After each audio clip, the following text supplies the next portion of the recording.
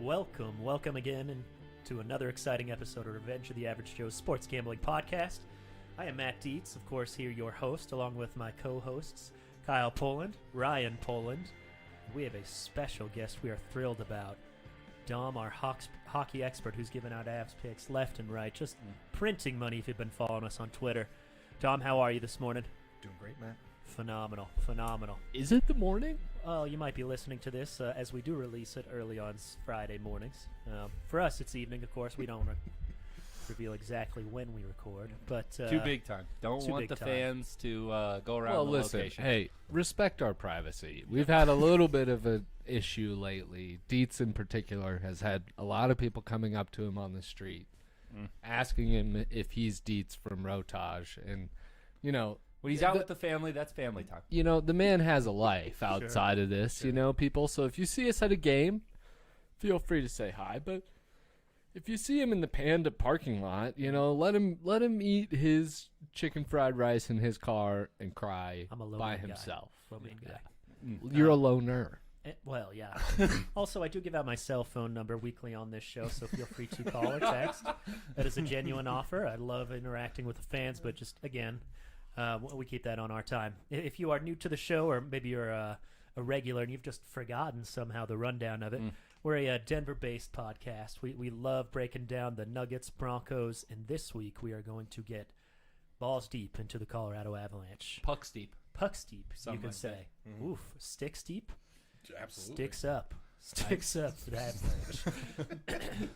Of course, we are a sports gambling podcast. If you are an advanced player like we are, we like to consider ourselves semi-pros.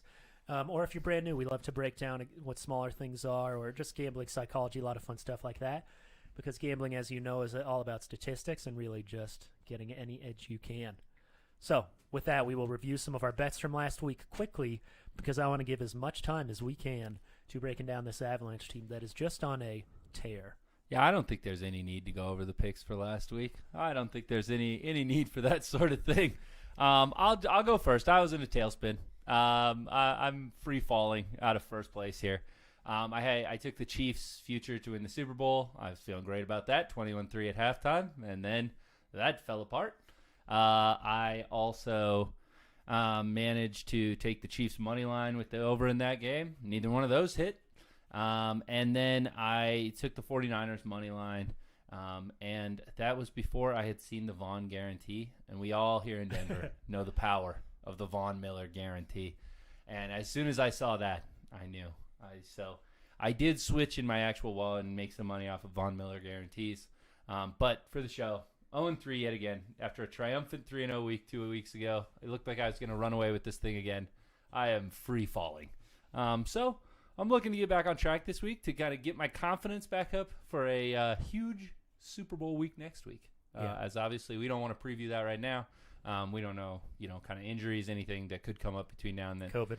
And because they're going to test them a bunch, I'm sure, in the next couple I'm of not weeks. worried about COVID. It is literally if someone tears something in practice is what I'm saying. I was kidding. Obviously, they are not testing anybody. Yeah. They're not catching any of this. Oh, I was just saying I am not considering. No. Yeah. But I did get a big win on Justin Jefferson to catch the last dodgeball in the Pro Bowl. That was, plus I did not bet on that. I don't think you could have. But he did do that tonight. But that would have been a sign that I had a problem and needed help. It's not a problem if you're winning. That's true. Just good betting. Yeah. So looking to bounce back this week. But obviously the 49ers and Chiefs were both up in the fourth quarter there. But I can't figure out this Bengals team. And let me tell you, if you put me in a corner right now, I would bang the Rams again. And so you should probably take the Bengals because I picked against them in 3 rounds. And these guys, they've scored 3 offensive touchdowns the last 2 games. And they're going to the Super Bowl. Mm-hmm. It's crazy. Their kicker is unbelievable. He never misses. He's a rookie. And their defense goes from can't stop anyone in the first half to just, hey, you're not going to score again. That's about enough of that. It's unbelievable. We have a comment on our stream. Definitely bet the over on the Super Bowl from John Devaney. Oh. Love that. Okay. Love that. I'm with it. What is the line at right now? I traditionally I traditionally I would bet the under, but traditionally I go first half unders. So I could definitely see the over hitting. I just traditionally the first quarter of Super Bowls is a very slow start. It's a weird pageantry. Before we get into a Super Bowl preview, can we just get a light Joe Burrow conversation? Yep. Not about the player. I want to know what you thought about his turtleneck and his post-game comments about how he makes too much money for the diamonds not to be real. Correct. What sort of, like, I guess I'll go first because I'm really conflicted. I want to hate the guy.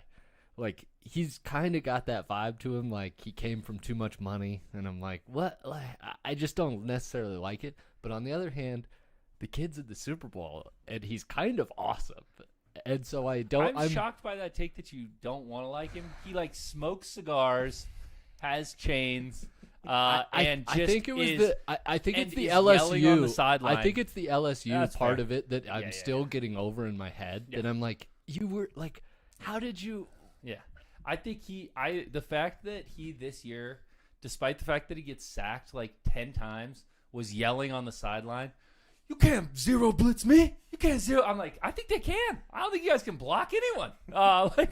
You got hit on the play. Like, you barely got that away. But the fact that he's, like, mad when teams blitz him and, like, just has all that swag. I Do you know like what him I a think lot, it is? Do you but know what he I is think overrated. it is? I think he seems like what Broncos fans want Drew Lock to be. Yeah, He's like swag. He's like bumping over there to Jeezy on the sideline. We're like, yeah, Drew Lock, he's gonna do it. And you're like, well, unfortunately, his diamonds might be real, but he sucks. Yeah. And Joe Burrow's diamonds are real, and he's awesome. And it's I hard will for- say, I do think Drew Lock is now overrated. Like, I've seen a lot of people be like, I would rather have him over any quarterback for the next 10 years. And I'm like, that's insanely stupid. no. Like, he's still not scoring at a high. Like, I would give me Josh Allen. Are people give me really Mahomes. saying that? Yes. Richard Sherman said it on his podcast. Richard Sherman said, for 10 years, I'd take Burrow over anybody. So people are getting over enthusiastic with it. Wow. But yes, I think he's fun. But from a kind of He's not nice, taking over nice these story games. thing, and I would winning. rather have Matthew Stafford win. He, to be honest. the Chiefs pooped that game down their leg. Yeah. He didn't Patrick Mahomes that and come and take it from him. No. Like, No. he played pretty well in the second half. I'm not taking that away from him, but he wasn't, like, out-dueling Patrick Mahomes. Mahomes scored 3 points in the second half. Yeah. I love the discussion. I do want to give some time to Dom, so let's save a little bit of Super Bowl dialogue. Keep on track, and we will jump into that deep. Look at you, a young Next Tony week. Reale. I like that. Keeping us on track. You said we got a rundown to get to Wilbon and Kornheiser. Keep it moving here. It's I like that. it's rare that we get a Who's hockey Wilbon expert in and here. who's Kornheiser? I'm not getting into that. That's a trap. Fair. I'd say Ryan, you're definitely our Woody Page. Yeah, yeah. That's No doubt. delightful. No Oh, doubt. I'll take that. Some wild I think. takes. Yeah. in Denver. Yeah. Just real quick, we'll finish running through our bets. The only thing I wanted to talk about for mine was I had the Mahomes under 38.5, excuse me, and the Burrow under 37.5. Burrow made 38 attempts, and Mahomes made 39, of course. So Vegas always knows. Nailed the other end of those bets for both of them. Don't want to spend too much time on it, Ryan. Anything you want to talk about? Of course, you had Mahomes over rushing yards, Jamar Chase Yeah. receptions, Joe Mixon touchdown scores, some heavy parlays from you. Yeah, the only thing that didn't hit on that first one was a Mixon touchdown, which was kind of a weird break for me. Right. And then San Francisco obviously hit the plus 3.5. And then Jimmy GQ 1 interception and Debo 2+ touchdowns. I was only a touchdown away. Yeah. But yeah, it took some heavy parlays. I mean, at this point, my lead is basically insurmountable, so I'm not that worried. Wait Dan. till you see these ridiculous bets I'm going to come up with for this Super Bowl. There are going to be some plus 10,000 odds coming through this podcast, so don't tell. But if I hit one of them, I am going to win. It is something to be mindful of. Of course, we want to talk about, right? We have a competition going on where we have been tracking our bets all season long. We're making them about 3 days in advance, which if you're following us on Twitter at ROTAJ_pod, we'll give updates, right? So it's during the times of COVID. We give out a pick for Minnesota Vikings, and then you find out, oh, Kirk Cousins is out on Friday or Saturday. So please, please don't make bets on Thursday night after you listen to the podcast. Wait until Sunday morning. You'll get all the updated stuff from us. So take our bets with a grain of salt, especially this year. Dan, do you want to talk about your bets, or should we just jump on into some locals only? Nope, go ahead. All right.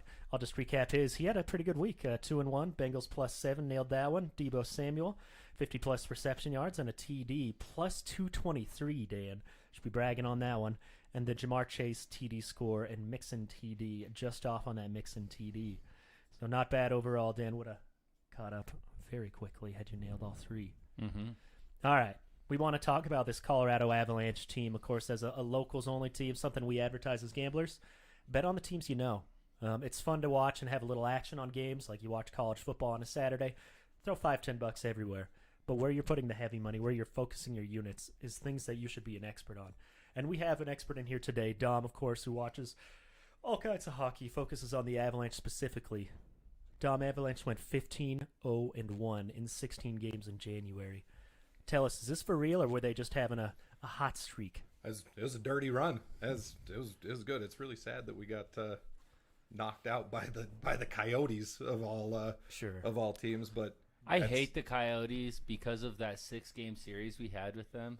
I know I they lost showed some on life, overs, and that goalie stood on his head. I will never forgive that team Nope. as long as I live. I hope they lose their team. I hope the Cardinals leave. They're playing in a college And I hope stadium that- right now, or like a Yeah. I don't know, a gym, Yeah. a local gym. The Pioneers played there. When we went to ASU, they would play one series in that arena. It's like a 3,000 yeah, person it's like arena that they Budweiser can't Event sell Center. out, so, It's like yeah. Budweiser Event Center.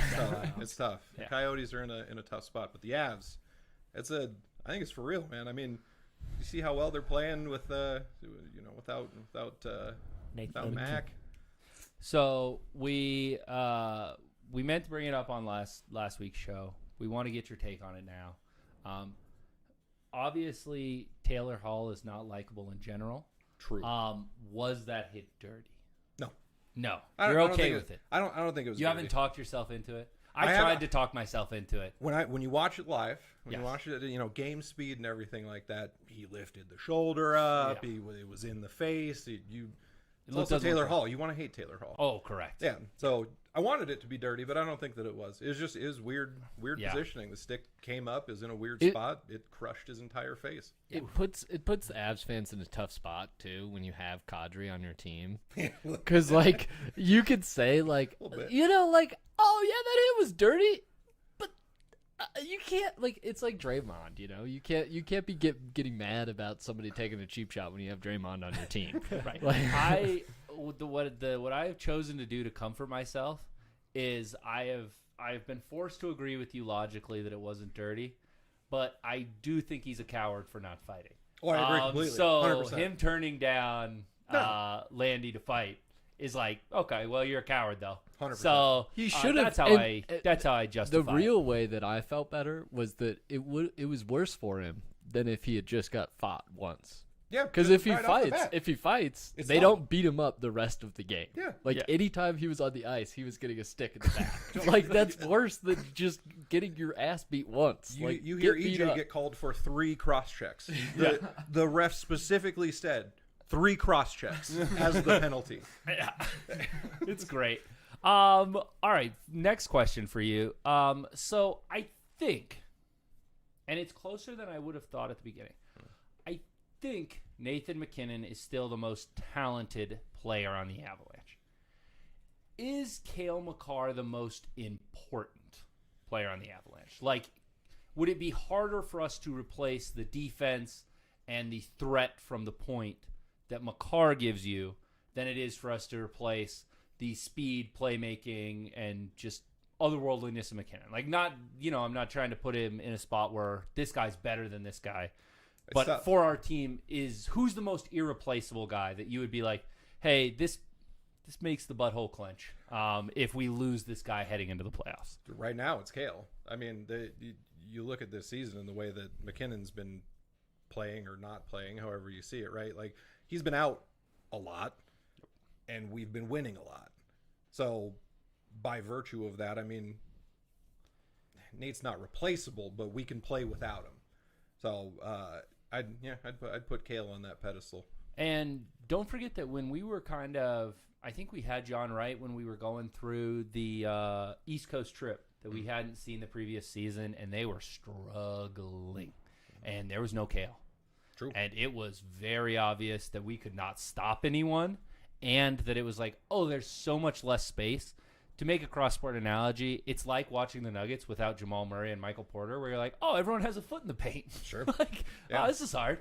And now it's like, hey, you got to close hard on Makar up top, so it gives guys more space in those in between, and those passes become more open. It's just the versatility is hard to replace. I mean, offensively, defensively. I mean, how many times do you see Kale down, the other side of the ice behind the net, making offensive plays? It's and you see him go down there and make those plays, and the puck, crosses the blue line going back the other way, and he's somehow back.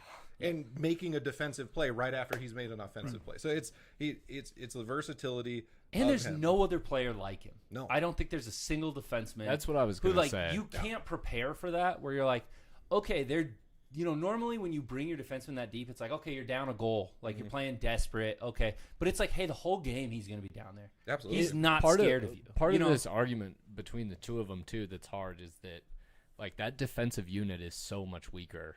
Like after you get past that first line, like obviously they're good, but like what McHale does is, or McCarr, McHale, yeah. I was thinking Mikhail Bridges, but what he does on both sides of the ice is so hard to replicate. Where it's similar to when Jokic goes off the floor because everything just collapses in and. What we're doing on the offensive side of the ice, and you can correct me if I'm wrong, Dom, but it seems like we're sort of just faster than everybody else, and it's almost across the board. We're just a very fast team, and so that seems easier to be like, hey, this isn't going to be.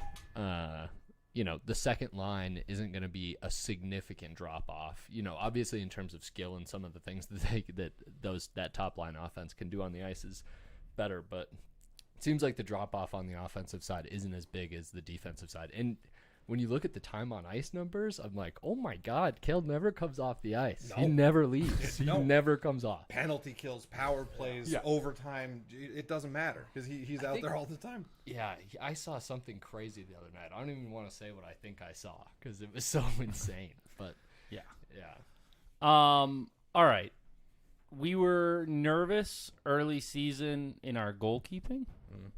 Are we prepared? It seems like our goalkeeping has gotten better. Yep. How much of that do you put on we've just been so dominant that there's not that many shots coming at them? Or because we do know this team is built to play aggressive, and so that means there's going to be neutral zone turnovers. So you're going to have some 2-on-1s, have some things where you get the stop. How are you feeling about the goaltending going into the playoffs where the fact is, a lot of times a team that makes a deep run, it's because they get a goalie hot. It's no different than getting an ace hot in baseball, where you're just like, hey, this guy's standing on his head out here, and here we go. Yeah, it was definitely a concern. Darcy, you start with Darcy. I mean, he's our boy Darcy. He's playing good, man. He's had some shutouts. I mean, he's had some shutouts. It's the times when you need him the most. He's there. Those 2-on-1s, those breakaways. He's coming up with big saves at the right time. So I have fair confidence in Darcy. You get late in the season, fatigue and all of that, especially.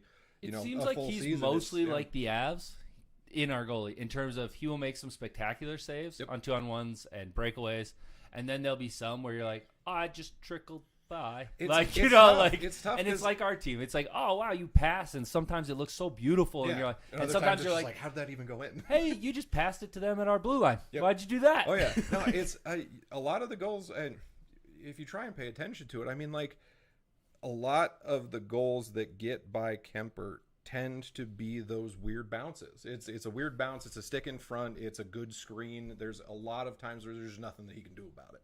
No.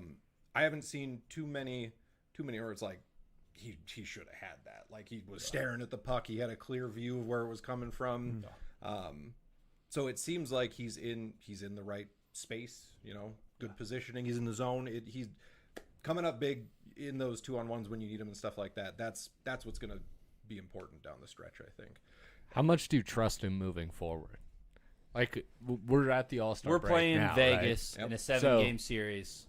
Yeah, like how much Are can you we rely on? We're even in the goalkeeping. We're losing in the goalkeeping. How do you see that? Because obviously we saw last year, Fleury got hot, and it was like all of a sudden we were frustrated on offense. We didn't look confident, and you were like, we got in our heads, and we got The flower is a freak of nature. First of all, we'll say that up front.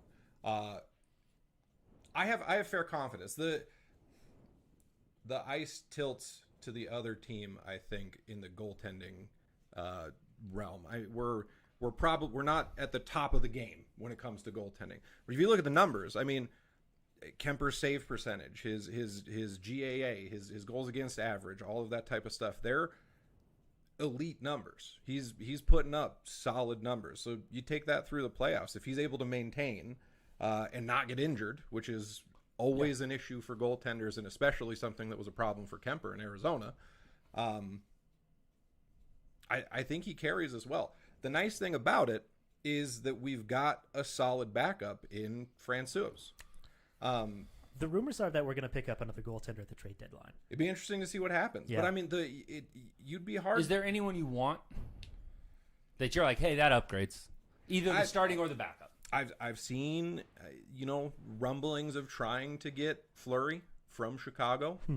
Not complaining about that. I wouldn't complain about that either. I mean, he'd start, right? Well, of course, he's a phenomenal goalie, but as an Avalanche fan, I hate him. You know what I'm saying? Are you giving up Kemper in that? And keeping... I don't know what they'd have to give up for that. Yeah. It'd be significant. Right. We've got Kadri coming up as an unrestricted free agent, but Chicago's not buying. They don't need him. They don't want him. And we want Kadri for this run, I think. Oh yeah. Yeah. You're not trading that contract. One of the highest scorers in the league. Yeah, he's been unbelievable this season. We have made a lot of money on this podcast just betting over half a point.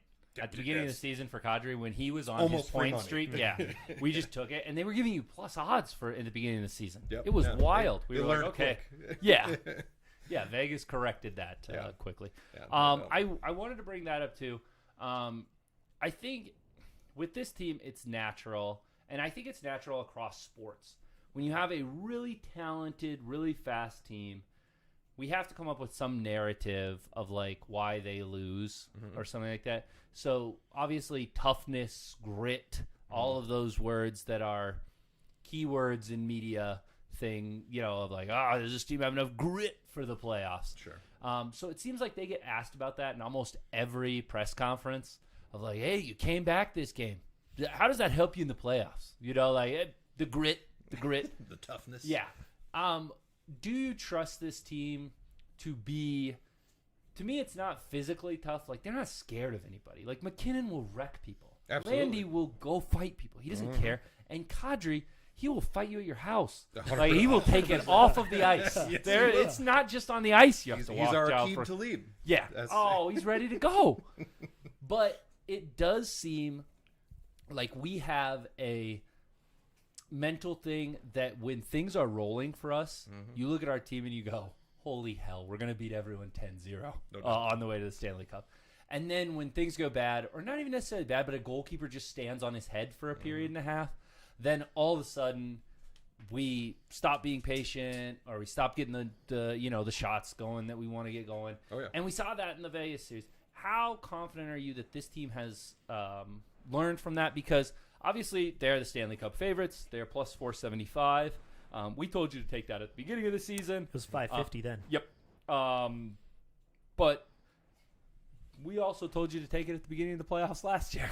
And they ran through it until they kind of fell apart against Vegas. What do you think this team's Makeup is, as far as it's the same players, it's the same coach. I think a lot of teams, especially in hockey, would have switched coaches after a playoff collapse like that. Like, that's just the sport that has the least job security for a coach is hockey.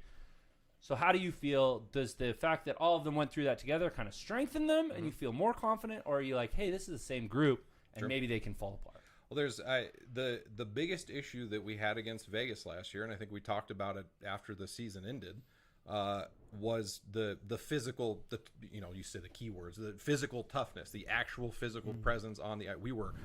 We were out physicaled by Vegas at every turn. We were losing puck battles. There was no one that could, wreck someone just to get everybody, going. Landeskog was our bruiser. And that's not good when your captain is the guy, that's going in for fights. They were just standing us up at the blue line. Every literally chance that they just got. building a wall and Every just chance they standing us up. It was old school New Jersey Devils Yeah, back in like the 100%. Avs Like, heyday. Great if you analogy. get past us, you might score. Yeah. And it you was got to get through a brick wall. right. Yeah. And it's like, hey, it's playoff hockey. We're gonna foul every time. Yep. Like we're gonna grab. We're gonna do it every time. 100%. And if they call 50 penalties, I guess fine. we'll sit in the penalty box all game. But 100%. bet they don't. Yeah, exactly. So I mean, that was one of the biggest issues that we had last year, and I think that we have solved that significantly with players like McDermott and Johnson. He was another guy who was hurt early. And it hurt. Yeah, the fact that Eric Johnson, not Jack Johnson, has been healthy this entire season has Great been surfer, massive. though. Phenomenal surfer. But the EJ being healthy is one thing. He wasn't playing in part of the Vegas series. Was he there at all last year? I don't even remember. The sheer number of pucks that he blocks in front of the net is value in itself. Yeah. So EJ in that regard, Jack Johnson's a physical player. He's not remarkable in his offensive play, puck movement, anything like that. You don't need that though, But right? you don't need that he's a solid defenseman, and that's something we need. But you talk about McDermott, that man is potentially one of the best moves that the Avs made in the offseason was getting a goon in McDermott to fight anybody. He fought Reeves. He fights every single person's or every single team's biggest person. So having that physical presence solves at least one of our biggest issues in that Vegas series. So that's good. We're moving. That's progress. You talk about like the grit, the intangible grit and stuff like that. The Avalanche have had to have that intangible grit this entire season up to this point because of the injuries that we've had to key players. McKinnon's been out a lot of the season. Over 20 games, right? It's a significant portion.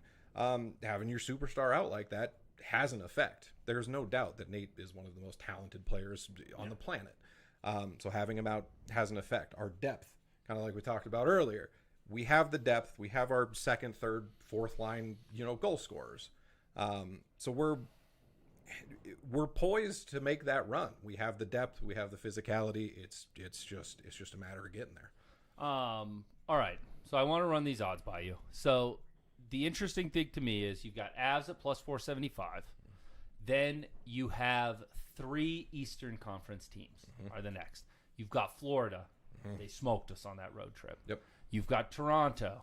And then you've got Tampa Bay, of course, a team that has made it 2 years running to the Stanley Cup. Then you get Vegas. And then another Eastern Conference team, Carolina, at plus 1,300. Yep.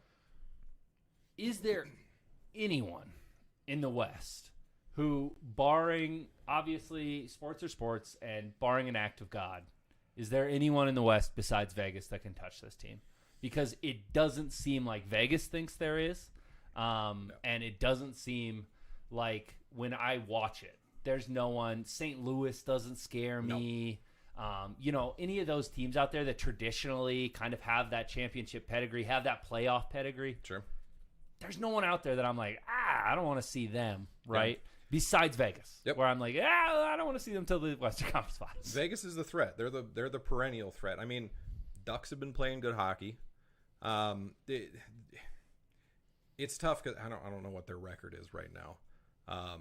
it's on the low end. But they have that grit, the Ducks, and it's one of those teams. I don't know, for whatever reason, the Avs struggle with the Ducks every time we play them. They are plus 2,500, by the way. They are below the Kings. Just to win the West. Yeah, correct. Yeah, just to win the West. So we're not looking at much of a contender. Probably be like a first round series though. So that's like, if we saw them in the first round, maybe you take a couple plus 1.5 lines for them and just.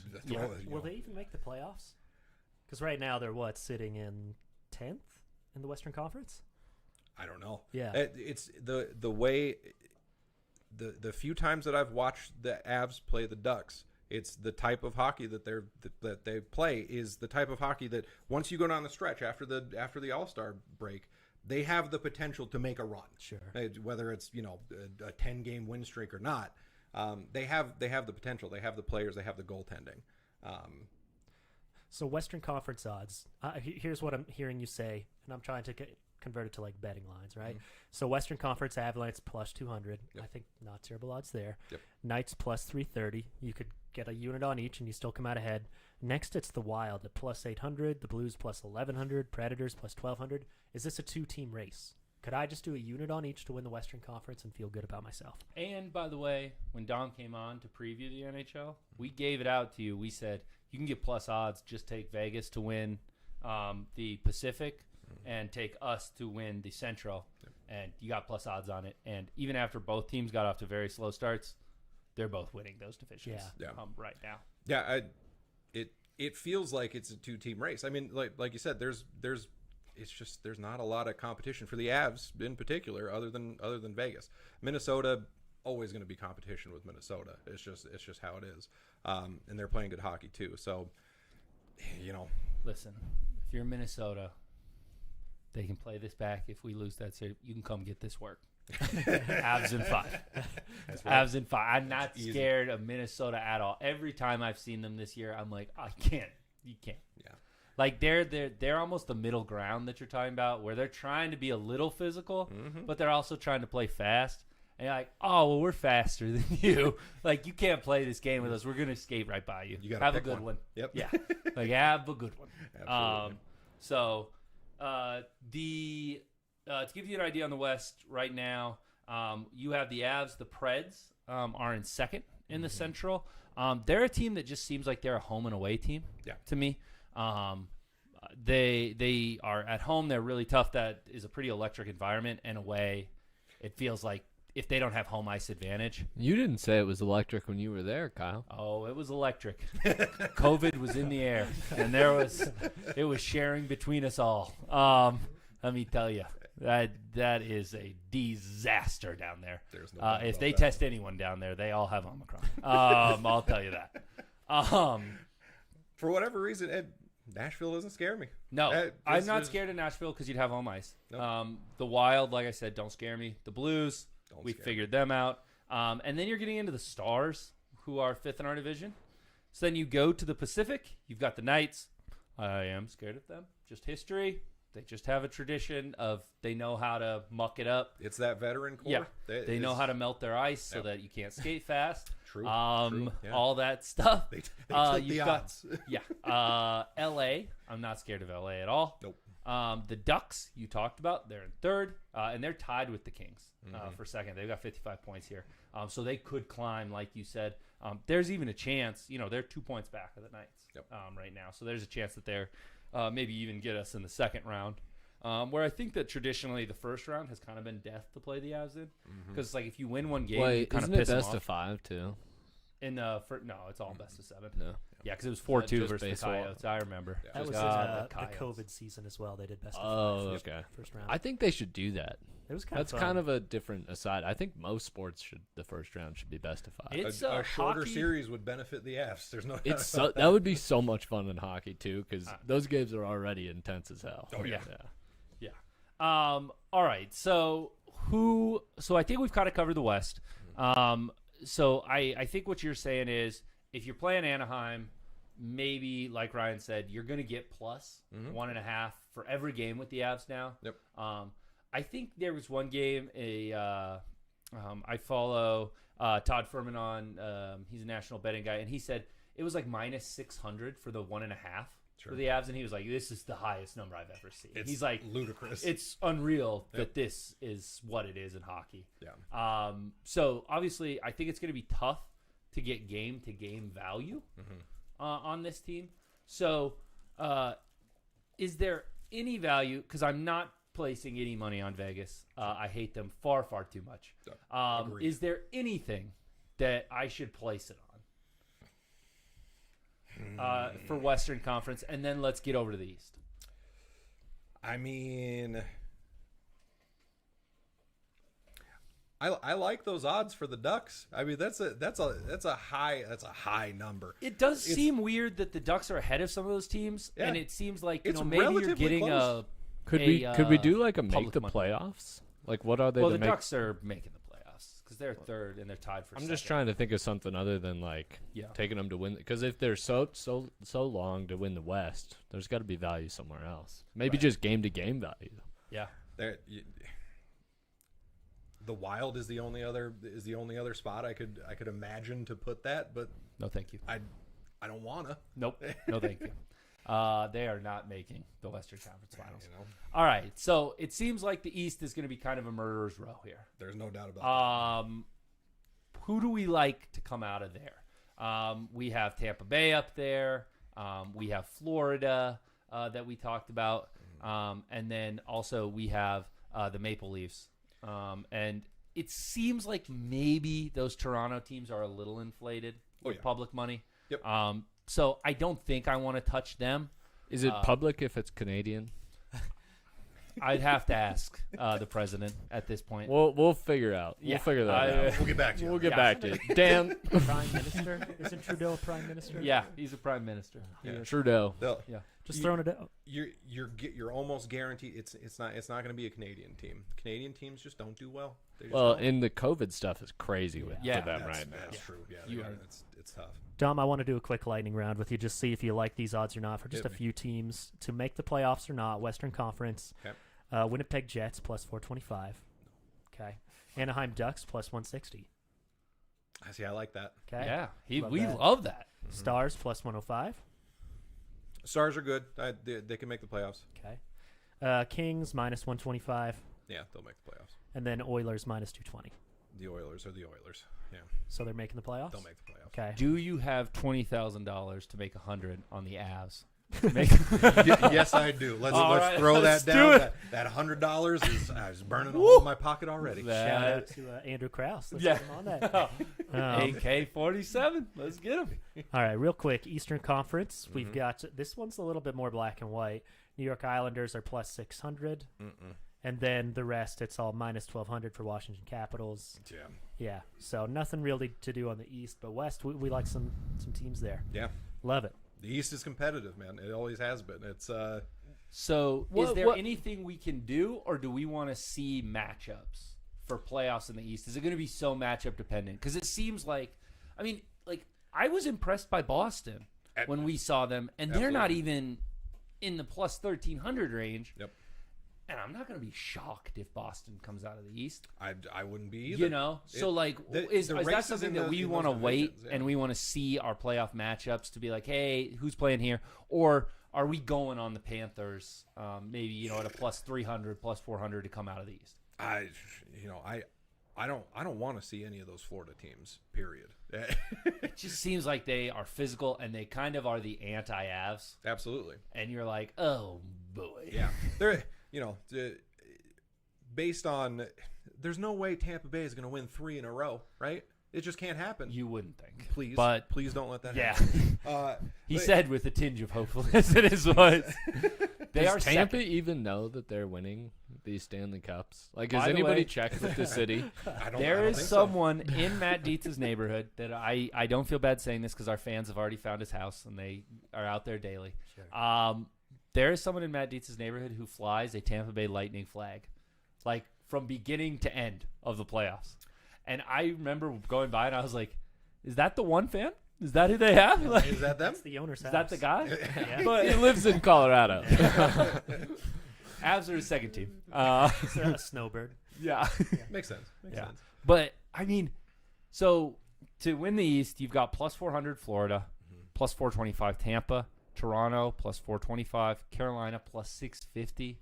You got Pittsburgh plus 750, Boston plus 900. Boston. That surprises me based on the way that they played the Avs. I don't watch a lot of Boston games, but they look as elite as ever. I don't know. I mean, obviously, Pittsburgh, I think you're inflated. One, that's a pretty big hockey town, and two, Crosby is a pretty good name. Yep. And while I haven't really enjoyed the product on TNT and ESPN and having more televised games, it does seem like big game Sidney Crosby is kind of becoming who's the NBA guy who they call him national TV? Because he just always plays well on national TV and kind of sucks whenever they're not on national TV. But he just always plays great. It seems like that's kind of Sidney Crosby now, where whenever it's like TNT prime time, it's like Sidney had a hat trick. Like, enough how with does he this. lead the league in points? Enough with this Eastern Conference. What player prop, like what Avs player do we think we should start betting on now in the second half? Like there was that run there where it wasn't our kind of standard goal scorers actually scoring goals. Mm-hmm. So, like, do you anticipate that stretch, or do you think it's going to be the superstars down the stretch carrying the Is team? Kadri coming back to earth? Well, I don't think Kadri's coming back to earth in terms of points. He's just maybe got to goals, maintain, baby. maybe That's goals. all Maybe we he'll need. come back to earth in goals. But It in just terms feels of like points, he's always around the net. he's gonna. You know what I mean? He's Like, gonna he's hit the puck. Like, Yeah. or the puck's Deflection, gonna little hit thing. him. Yeah. It's Or he's going to fight the puck into the net. Hey, They'll be like, he you has gotta can't get it in punch somehow. that. you can't put it past him. Yeah. You can't put it past him. I don't know. Kadri It's, is pounding the puck into the net. there's no penalty. They can't suspend him for that. Yeah. That's good. Yeah. There's some of the depth players that we need to step up are people like Comfer. He's been unremarkable pretty much all season. What do you attribute that to? Because I did believe in him coming into this season. I was really hopeful. I love JT. He plays a solid brand of hockey, and I think in seasons past he's maybe just been a little bit more noticeable. Whether he's getting the puck more, whether he's got better chances, whatever it is. Just this season, he's not done anything that's giving me that spark. Yeah. We got players on the tail end like Maltsev, who I haven't. He's been around the puck. You don't see a lot of production from him, and maybe that's just gelling with the team and is his first season with the Avs and that type of thing. So give him some time. So maybe someone like Maltsev on the second half, you can maybe get some value out of. Logan O'Connor though, that's you talk about. Matt Calvert was one of my favorite players on the Avs just because of how hard that dude worked. Logan O'Connor takes a pretty close second to Calvert. He picked up that mantle pretty well. So, I mean, O'Connor produces shorthanded somehow, but he hasn't produced a whole lot other than that. So maybe some O'Connor plus odds to score down the second half of the stretch. For playoffs, do you think we're going to, or is Vegas too smart to, are we going to be able to get some positive odds on a 1.5 points for McKinnon? Because it seems like that's where they set him, right? Because they're not going to give you the half point free. But if he comes back and he's fine, kind of like how he has been, where it's like, hey, he's doing stuff. He definitely creates some chances, but he's not necessarily getting the assists, the goals, all that stuff. Is there a chance that we can see that? Because I think as we've seen, it's got to be hard to, and hockey players are built different, but still, it's a long season. Yep. And when you're on this Avs team, you're trying to win the Stanley Cup. And sure, these regular season games, you're trying to improve on little things and you're trying to build on things. But in the end, what the hell does Nathan McKinnon care about the regular season? And he's a guy who, very similar to Jokic for the Nuggets, doesn't seem to be super motivated by awards. Nope. He doesn't seem to care at all that he's not in the discussion. There's one that he wants. Yeah. And so is there a chance that my guy is just sitting here and he's kind of, not that he's not playing hard or not that, I'm calling him out in any way, but that there's going to be a different gear for that guy. And all of a sudden in the playoffs, we're going to go, hey, holy hell! Remember how we were talking about this guy being the best player in the league before the season? Yep. Yeah, he probably is. Yeah. And maybe this is the gear he was waiting for sure, so that he didn't run out of gas or Yep. He's worried about that. I hope so, because based on the way we've seen him play through the first half of the season, I've stopped looking at his player props. Yeah, because it's like minus 120 for 1.5 points, and you're like, there's ludicrous. no value. They might, and I don't want to root for him not to score, so I'm not going to take the under. It's like when Porter threes were set earlier in the season. I was like, that is free money, but I want Michael Porter to hit threes, so I'm not going to cheer for that. Yeah, maybe when he comes back from getting his face crushed by a stick, they might entice you, with a little plus odds on a more than 1.5 or something like that. But I don't think I've ever seen positive odds for Nate to do anything. No. So it's hard. It's hard to find betting value in McKinnon. Yeah. Is there anyone who you've noticed this season? Because I know the other player prop that I like looking at is shots. Mm-hmm. Is there anyone who you're like, hey, they don't score goals, but this dude is out there jacking them from the blue? Anytime that thing hits the stick, it's going on goal. Sure. Defensively, Sammy Gerard, he's been lacing some. All right. Taves every time. That guy's one-timer is unreal. He checks. Yeah. He might be a little bit of a sleeper too. Who's our J.R. Smith is what I'm asking. Who's our guy who once they see one go, they're like, you know what? I'm going. Screw McCarr. Screw McKinnon. I am the star of this team. I'll tell you, and I'm gonna. It's Rantanen. It's Rantanen every single time. Okay, let's go. I cannot wait to put a lot of money on his shot totals in the playoffs. Well, let's go, Mikko. The play that they have when they're on the power play, they're working the puck around. They dish it through the crease. It's always Mikko on the other side, and he's going to shoot it every single time. So Mikko's your shot guy. There's no doubt. Sometimes in the power play, you watch it and you go, being a little patient out there. Mm-hmm. And then it goes to Mikko and you're like, all right, yep, let's get something in there. Yes, sir. All right, I love it. I don't have any other hockey questions. You guys got anything else to throw in there before we get to some other logos only real quick and wrap up? I do not. Two things. All right, plus 2,000 for Darcy Kemper over 0.5 shots in a game. Why should I not just throw a unit on it every single game? Every single time, they pull the goalie 3 minutes left in the third, anything like that. I pray for a goaltender to take that shot. Just one goal. Just get it in. Last thing I want to sign off with, Darcy Kemper. In 25 games, he's 21-4 as the Avalanche goalkeeper. Just throwing that out there. I don't think we're picking up a goalie at the deadline. He is playing his lights out. No doubt. Yeah. All right. Dom, we love your takes, not just for hockey, but for football, basketball. You jump in all the time on our Twitter. Locals Only Picks. We gave out, I think we went 11-2 a couple weeks ago. We went on a daily hockey grind. So we'll bring that back, especially leading up to the playoffs. Now that Super Bowl is winding down. Thank you. My pleasure. Thank you guys. All right. I want to take you to task, Dietz. Okay. I said 4-2 for this Nuggets road trip last week. I said a lot of other things that were wrong, but I was right on this. All right. And Jokic and AG sat out the last game. Otherwise, we beat Utah. Yeah. 5-1. Yep. So, do you think this is a case of a team turning a corner? It looks like Forbes helps our bench tons. It looks like Facu is done playing meaningful basketball. I did feel kind of bad for him. Did you see in Utah there was a whole Argentinian people that traveled and he didn't play, even though we didn't play two of our starters, and he had to stay and sign autographs after, and I'm sure that's embarrassing and sucks. So sorry, Facu. Not really though. Not at all. So, Dietz, are you impressed by this? Do you think this is real? How much have you liked the Bryn Forbes? Boogie hasn't played tons yet. He's dealing with foot issues and stuff like that. Yeah, so I do want to give you a shout out. You said when we got Bryn Forbes, hey, start betting the Jokic triple doubles. He's almost averaging a triple double since we got him. His assists are up 1.5 to 9 per game. It's like 26, 14, and 9. So getting plus 250 odds on that, you should have been making money. So if you've been blindly betting that, I feel great about it. Bryn Forbes, I feel bad that he's playing so well because he's an unrestricted free agent at the end of the season, and he's going to cost us more money because of it. I don't think it's necessarily that because Forbes is playing so well, he has just taken minutes from Facu.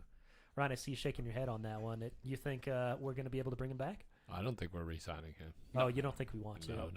Okay. He was a stopgap for this year. We want to, but we can't.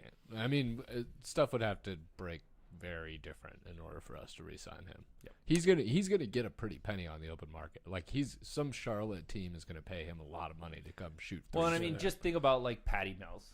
Right. He's Patty Mills on the Nets, where it's Kyle like, Korver. hey, we've got these superstars. We need a guy who's just happy The standing Lakers. there and Yeah. shooting threes. Yeah. We can re-sign him because we're going to be in the luxury tax. He's on our team, so if we wanted to pay a pretty penny for him, we could. We're not paying We're the not luxury going to, tax for no. Bryn Forbes. Something I did want to bring up. I don't think it'll happen this trade. Even Kroenke's Super Bowl win can't get us to Can't pay offset the luxury that. tax on Forbes. Please no. I did want to talk about something that I've been noticing.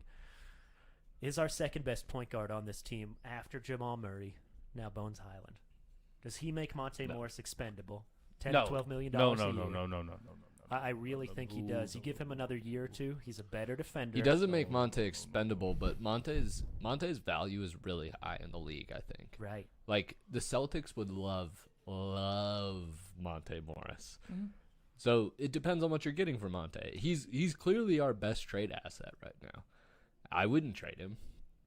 Like, Bones may be the point guard of the future, but I'd much rather give up Facu and somebody else for a borderline 3 or 4 and just give Bones those minutes when Jamal comes back.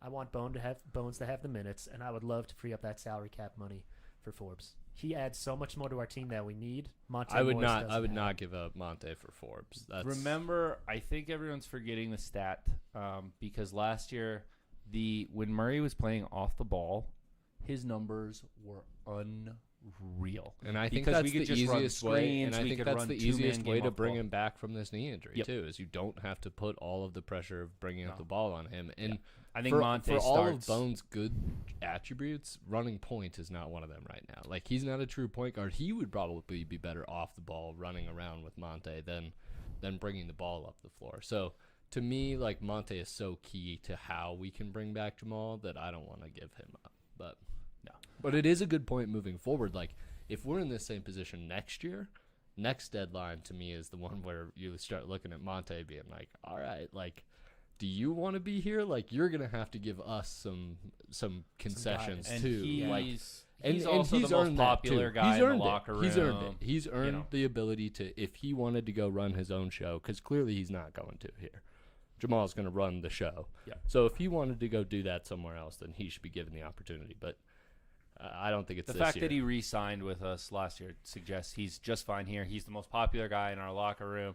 I think he's very important for that. He's the guy who goes out with everybody, who hangs out with everybody. Because Jokic, and for all of his close good parts, personal friend of mine. yeah, that's true. Ryan has had more than one conversation with him. Even a text conversation. No less. Hey, let's go. Turn down my invite to play pickup. Respectfully. Oh, yeah, super nice about Oh it. yeah, didn't even leave you on Hey, red. probably not today, man. Yeah. No, his brother was in town. He was like, do you know any good run? I was like, well, I know where they play in Denver. And I told him. He was like, I don't think we're going to go. Okay, see you, man. Yeah, fair enough. Well, Ryan, while we're talking about assets for the future, Boogie Cousins, his 10-day contract, I think it's coming up on the expiration. How do you feel about re-signing him for the season? It's a great question. So the thing that kills me about this is that Portland picked up Cantor on the buyout market 2 years ago, and then he messed us up in that 7-game series in the playoffs. Can't So- go home Cantor. I remember you chanting that. Yeah, can't play Cantor.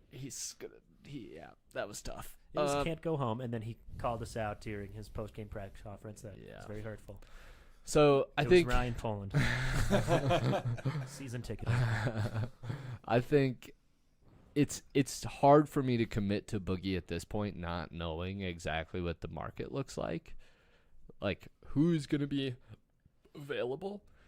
because I don't necessarily like. He hasn't played very much for us right now, and if he is gonna play if he's gonna Kyrie and play 50% of games, no, don't want to sign him. If he's gonna play consistent minutes, he's clearly has the talent to help us and be. We should sign him immediately. If you told me he was going to play 90% of games, I'd sign him immediately. But to me, it's an availability thing. Yeah, I think that he's so important to certain matchups. Specifically, I think Utah he's very important to.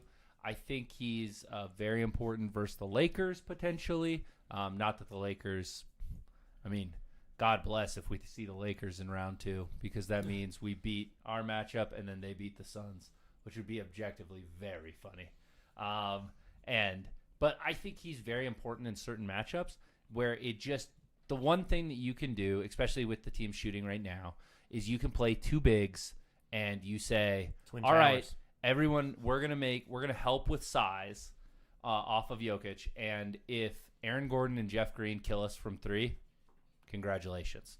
And that has not consistently been something that has hurt teams. So, and then on the other end, you have 2 big guys down there to where it's really hurts Jokic to have to kind of bang down there with both of them. You expend so much energy on defense that he doesn't have to. We also just need a backup play, center. Yeah, a real one. Somebody who can play backup center minutes. Because right now, Zeke Naji is not getting the job done. Like, that's what killed us last night. We would have won that game if we had a backup center. He's a if fine Boogie power was forward. playing. He's a fine power forward. No, I like Zeke. He just can't play center. He's way too small. He was getting abused inside last night. I think if the Nuggets used Boogie Cousins like they used Kenyon Martin the year after his microfracture surgery, he plays 50% of games, but you pick and choose when you play him, right? You give him the second night off on a back-to-back. I'm fine with that. It's just hard for me to eat that roster spot. Like, who are we going to get? That's the thing. I don't know. You're right. Like, the bird in the bush is worth 2 in the hand or whatever the saying is. But, like, what I'm hearing is Isaiah Thomas. Let's Ryan wants to bring back Mason Plumlee. Oh, yeah. Ryan is that what you heard me say? Bring back Mason. Bring Mason home. Listen, Ryan for has for those often of you who chanted are for new him. to this, Ryan I hate said, Mason if Plumlee you shoot with the 33% power of from 1,000 free suns. throws, he said, And if that's what we need. if we bring back Mason Plumlee, I'm not a Nuggets fan anymore. That could have cost us a championship. By the way, His the defense Hornets on Anthony Davis. Yeah, well, the Hornets fans are hard turning on Mason Plumlee right now Remember? on Twitter. Does anybody He's remember? shooting 33% from the free throw line. Does anybody remember when Nuggets fans would get mad at me at games? Oh, Mason, you can't. What are you talking about? The He's the hustler. best backup center in the league. What? Yeah. What No. league are you watching? Like, Nuggets fans, I'm sorry. You're stupid. You are very dumb. I get And on Twitter after these games. a little racist. And they are so stupid. Oh, my God. It is crazy. Watch the game. Enjoy the game. You have Nikola Jokic. Don't get too worked up. Don't get too worked up. Agreed. Except about Malone's rotations. That was my New Year's resolution. Was just to enjoy Nikola Jokic this season. Just be like, this guy's awesome. This is so unreal. And he's been unreal in every game. So, all right, that's what we got on the Nuggets. I think. Broncos thoughts. We've got some. Should we bet on Jokic to win MVP officially? No. You don't think it's happening? I think it is. No. The last thing I want to talk Nuggets real quick before we move on. Right now, DraftKings, FanDuel, similar odds. Jazz are minus 750 to win the division. It's minus 650 on FanDuel. Nuggets are plus 500, and the Timberwolves are plus 3,000. Nuggets are only 2 games back of the Jazz. Timberwolves are 3 games back of the Jazz. Is that not worth a flyer at plus 3,000? The Timberwolves are. No, I like the Nuggets there. I like both of them. One unit on each. We don't have the Wolves. We don't are, have the season series with the Jazz now because It doesn't we had to matter. play them on a back to I mean, back. clearly you can't. You The can't tie Timberwolves with were them. 0-2 or were 1-2 against. We beat them. The first Jazz time. are sliding though. But they don't have Mitchell and Gobert. There's like no when they sign of had them We're coming getting back. Murray. There's no Yeah. sign of them coming back in the next 4 to 5 games. They dropped 4 or 5 more games. And That is a Ingles sizable loss. was a huge part of that. He wasn't playing very well, but he's a huge part of that team. I mean, he's So- a creator. Yeah, I kind of like our odds there. I would take the Timberwolves. I think you could look back. This is a bold prediction. I think you could look back and the Nuggets have the best record after the All-Star break. In the NBA or In the NBA? NBA. Oh, sure. I just think our splits versus teams over 500 are too bad. We the have easiest thing. we have one of the easiest schedules remaining. still We're have getting our 14 second games. superstar back, and Maybe Star. Jamal's coming back. Star. he's coming back, but is he coming back a month from now? Is he coming back The 2 months what from I now? just You know what heard. I mean? No, what I heard was February. He's coming back in this month. I mean, Within if the he comes month. back in this month, that would be wild, and That's- that would definitely affect how I feel about the That was team on. I think because that was Zach Lowe's podcast Not that that I heard he was he's- coming back February. not that he's going to play well, obviously the first few weeks, but then it means that he's starting to play well. In It's March and Clay. April. Yeah. Like Yeah. Clay has struggled, but Clay he's boy. he's still Clay, and he still You're attracts still Clay like, attention. Hey, I It would doesn't rather even have you matter. take those 10 shots rather than I Jordan would rather Poole. have Jamal Murray right now go stand in the corner. I don't care what he could do on defense. It'd be better than the Faku minutes. Yeah. His Oh, plus I'm- minus would be better than Faku if he just stood in the corner. Yeah. It Yeah. didn't move. Well, consensus I'm hearing we a little bit the Memphis. Memphis I don't Minnesota. like Minnesota. Maybe I don't- getting for half a unit. I think I don't think so. I think they are offensively when they get like. Obviously, they still struggle defensively, but I think Jared Vanderbilt is obviously something that haunts us. He's been really, really good for them. And I get it. He didn't find minutes. And if Porter is healthy, he still isn't finding minutes here. So it's, one of those things where you're a victim of your own success in that respect. we turned that into Aaron but Gordon. yeah, no doubt. But I think that they have the potential where there are some nights where you just go, holy hell, I don't know how you stop this team when they're hitting. I just then think they all they're shoot young. sometimes. They're young, and that the further you get into the season, the more that consistency starts to wane, and that starts to. That's why I don't like them to make up a bunch of ground on two teams as steady as Utah and Denver. Sure. Like to me, that seems like a 2-team race, and I like Denver having plus odds there. You like Denver, Kyle? Any love for Denver or Minnesota? I wouldn't take Denver. I'm thinking that potentially everything. I don't want to dispute the great Zach Lowe. He's probably right. But I do have, like Ryan has his Monte Morris connections. I do have at my job someone who the assistant coach for the Nuggets plays on his AAU team, and he said they are in no rush. I think they're that's feeling true. so confident that they're like they're almost a little confident. Like if we're the 5, we're the 5. Like if everybody's healthy and everybody's rolling come playoff time, we'll come into your arena and you can catch that work. It's why Dallas. you Like- appreciate Nikola Jokic. Yeah, Because like, no matter they're not no matter scared of what anybody. team we play, we have the best player on the floor. Our road record is better than our home record right now. Yeah. The Nuggets have never had a winning road record in their NBA history. Wow. Right now, we have 14 road wins, and we have half a season left. We have to get 7 road wins to have our best road season ever.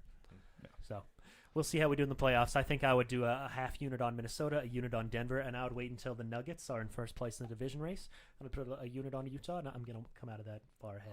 I'm betting Jokic either this week or next week. I might wait to see if Embiid stays healthy for a stretch, but I think his MVP odds are worth taking a gander at now, because he's going to keep doing this. I mean, I think he's the MVP in my head. But I just think that think of how undeniable it was last season, and think of how many excuses we heard. And so, if there is any way for these national media guys to vote for someone else, they absolutely want to. Besides Zach Lowe. Zach Lowe absolutely loves Nikola Jokic. And respect to Zach Lowe, he loses his mind on the jump pretty much every day when they're like, well, I think it's Embiid or it's this. And he's like, what about Nikola Jokic? Well, Embiid is the betting favorite right now, Yep. which I mean, you're right. If they can give it to Embiid, they're clearly going to give it to Embiid. Yep. When has Embiid ever been healthy for? Yeah. When's the last time he played 30 games in a row? Yeah. I mean, I agree with you. So that's I think it's going to be a similar thing as last year. Jokic is clearly better, and I think we're going to have the best record in the NBA in the second half. So Well, love the Nuggets talk.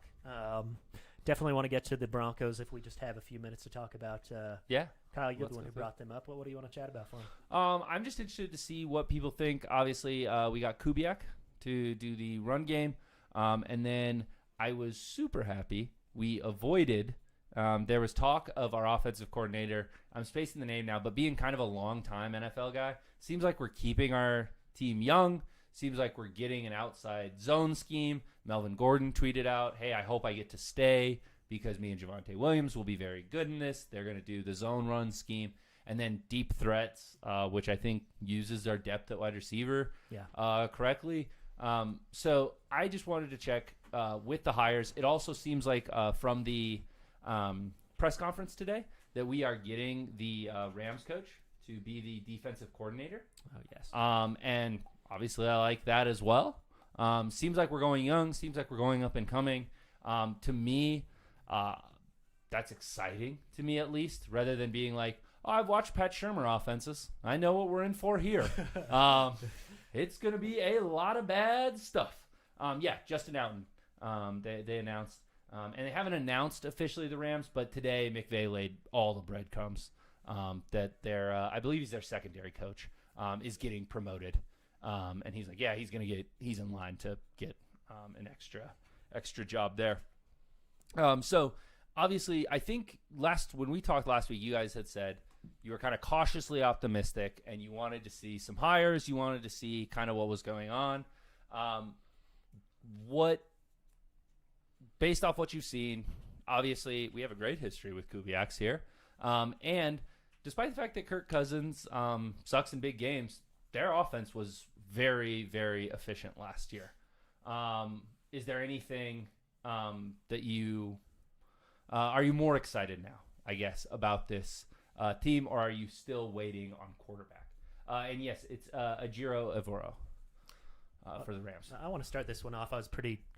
Yeah, you were kind of a downer last time. I was very clear on my grade for the coach, C-, unless they get Aaron Rodgers, then it's an A+.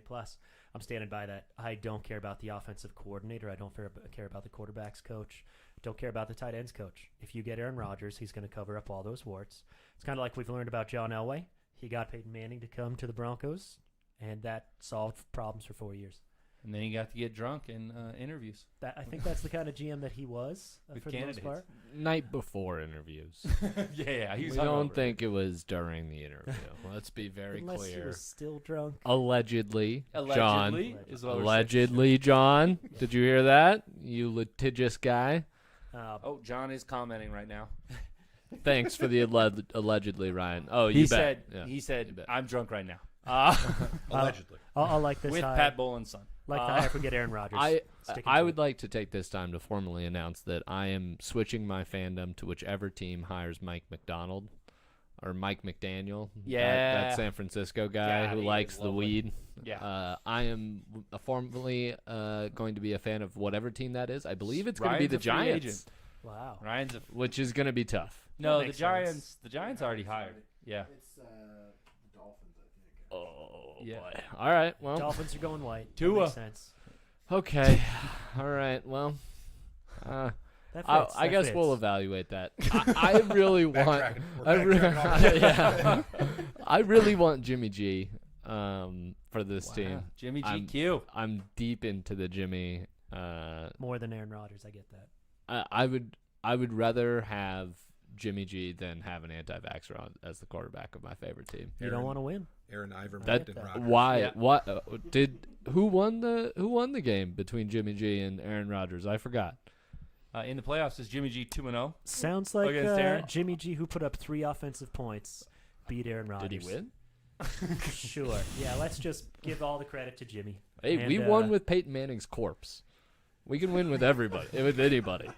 That's the same logic that we had for the last 5 years. What No, do we it's say? not. Let's No, have it's Case not. Keenum. No, it's not. It No, is. it's not. It Teddy is. Bridgewater never went to a Super Bowl. That is insane. That is a crazy thing to say. It is what led to Joe Flacco. I think we can agree that it did lead to Joe. I do not think Jimmy Mark G is Joe Sanchez.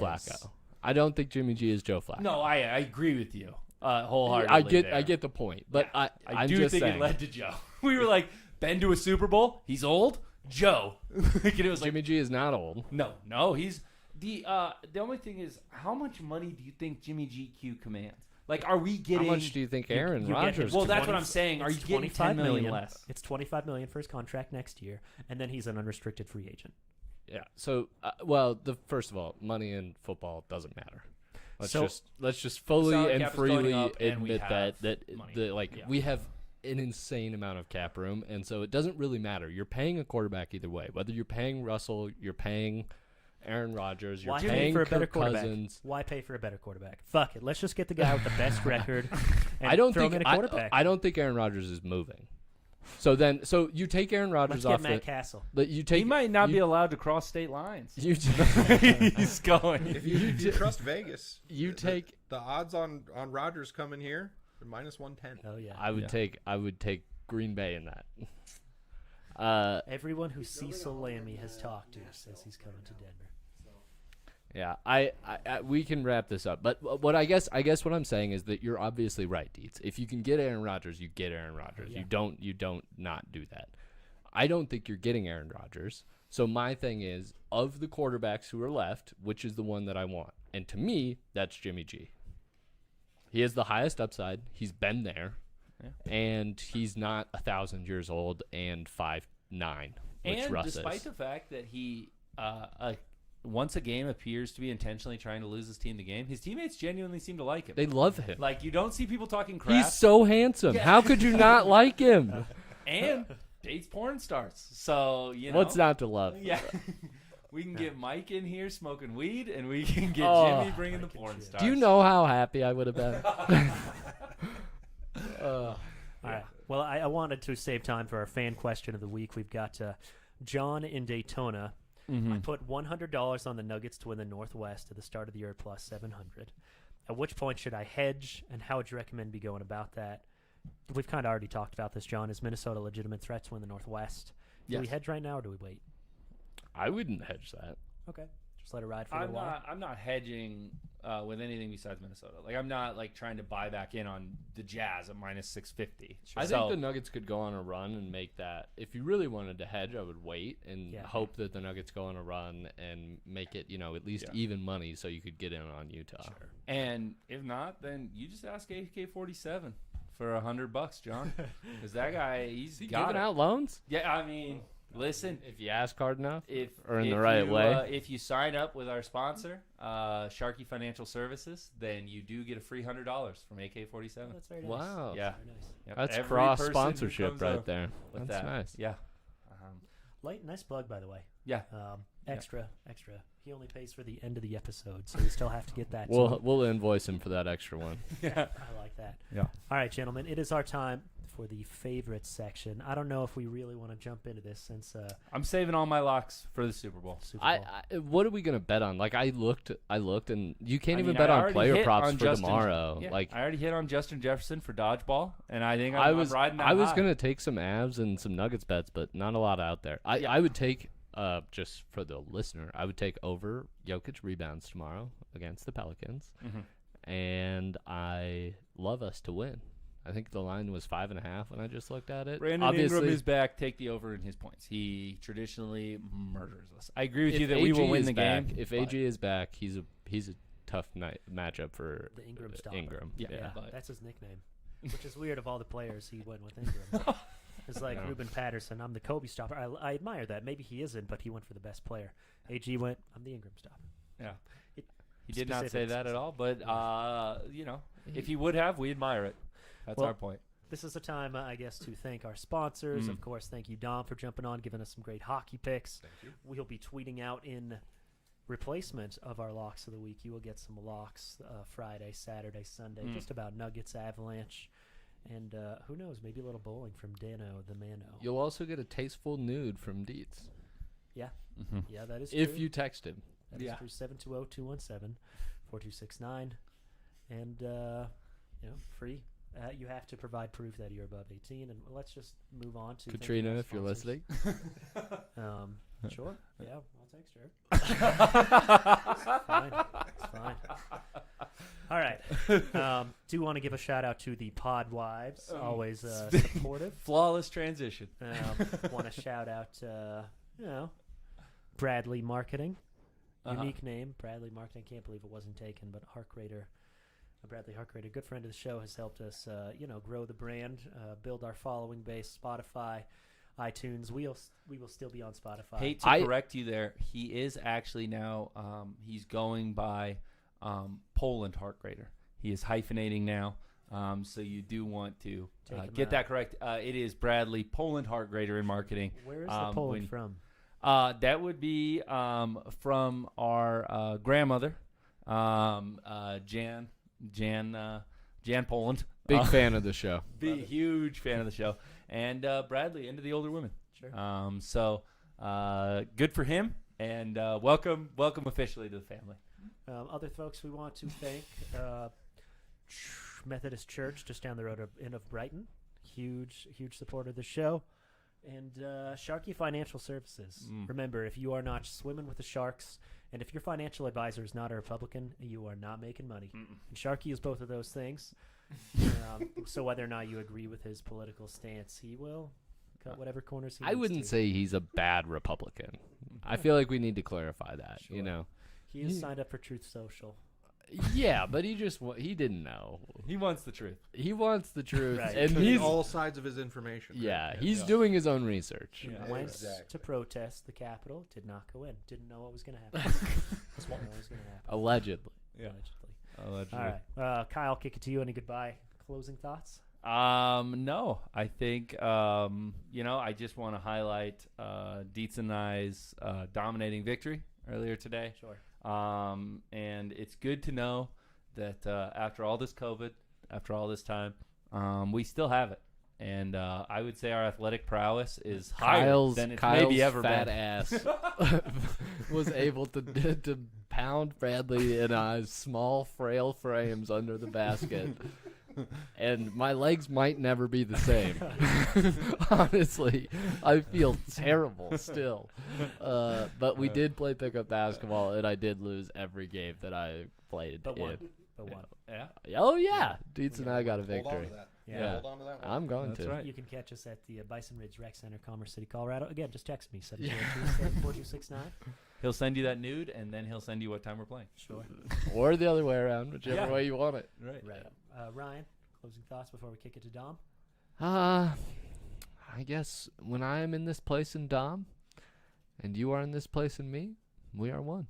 Love that. Love that. And seen it happen, and it's fascinating. Dom. That was the most beautiful thing I've ever heard. Yeah. I have nothing Namaste, else. Dom. Check it out on the live stream, YouTube. Of course, we are on there. Spotify, iTunes. Give us 5 stars if you don't mind. ROTAJ_pod on Twitter. Hit us up on our Instagram, email, wherever. And of course, if you're hitting the live stream up, you are seeing some great action between Dom and Ryan right now. Thank you guys. We for did kiss. listening. And yeah, it was surprising he could get in there behind that beard, but he did. I did. Love finds a way.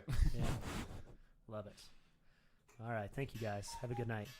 Nice. Nice.